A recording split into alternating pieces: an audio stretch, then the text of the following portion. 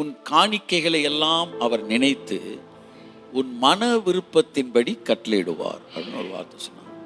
அப்படின்னா காணிக்கை எப்போவுமே பணமாக மட்டும் ரிட்டர்ன் ஆகாது, நீங்கள் விரும்புகிற எதுவாக வேணாலும் அது உங்களுக்கு ரிட்டர்ன் ஆகும்.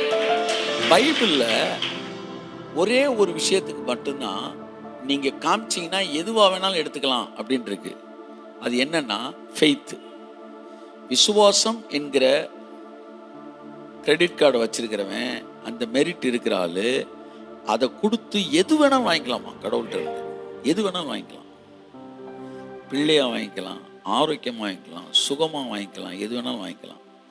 மற்ற எதுக்குமே நம்ம எதை விதைக்கிறோமோ அதை இருக்கிறோம். ஆனால் faith can reap anything in the name of Jesus. அப்போ அதுக்கப்புறம் காணிக்கையை மட்டும்தான் பைபிள் சொல்லுது. உன் காணிக்கையை அவர் நினைத்து உனக்கு காணிக்கையாக கொடுக்கல, உன் மன விருப்பத்தின்படி தரேன்றார். அப்படின்னா என்ன அர்த்தம்னா, காணிக்கையை அவர் காணிக்கையாகவே பார்க்கல, காணிக்கையை அவர் விசுவாசமாக தான் பார்க்குறாரு.